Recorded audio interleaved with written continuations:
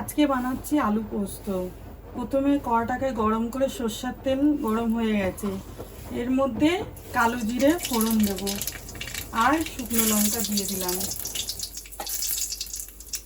এরপর যখন ফোড়ন থেকে গন্ধ বেরোবে তারপর এরকম ছোট ছোট ডুমো ডুমো কেটে রাখা আলুগুলি এই তেলে দিয়ে দিলাম।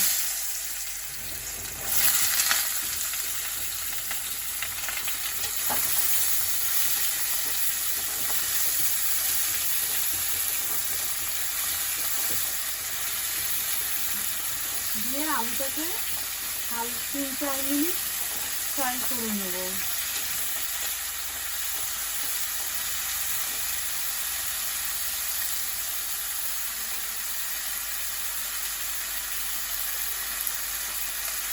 আলুটা দেওয়ার পর দুটো মাঝারি সাইজের পেঁয়াজ লম্বা লম্বা কেটে রেখে এটাকেও আলুর সাথে ফ্রাই করব।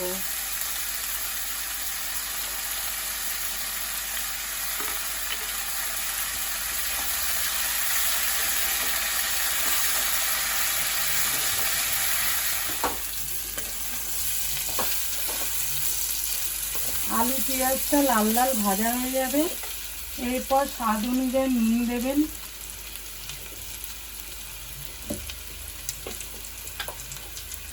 একটু লঙ্কার গুঁড়ো দেবেন, মনে হলে দেবেন, নাহলে কাঁচা লঙ্কাই দিয়ে দেবেন, আর পোস্ত বাটা।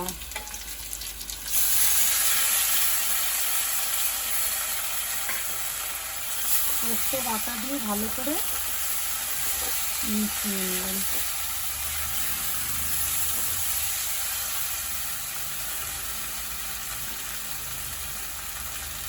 বাটি ধোয়া জলটা দিয়ে দিলাম।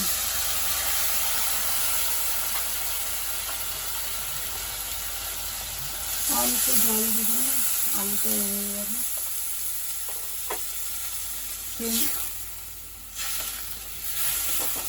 গ্যাসটা আস্তে করে দেবেন, এই সময় আস্তে করে ঢাকা দিয়ে দেবেন 5 মিনিট, আলুটা সিদ্ধ হওয়া পর্যন্ত। 5 মিনিট হয়ে গেছে, খুলে দেখি এবার। মাখা মাখা রাখবেন। দুটো কাঁচা লঙ্কা দিয়ে দিলাম।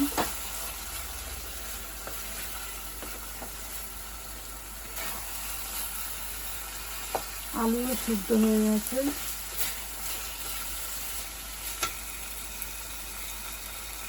ওপর থেকে অল্প সরষের তেল ছড়িয়ে দিলাম।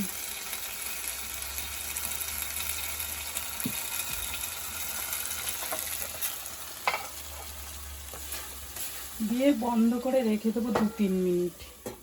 গ্যাস বন্ধ করে দিলাম। 2-3 মিনিট পর বের করে নিয়েছি। দেখুন এরকম দেখতে হবে। গরম ভাতের সাথে আলু পোস্ত খেতে খুব সুন্দর লাগবে, আর বিউলির ডাল। একবার করে দেখবেন, ভালো লাগবে খেতে।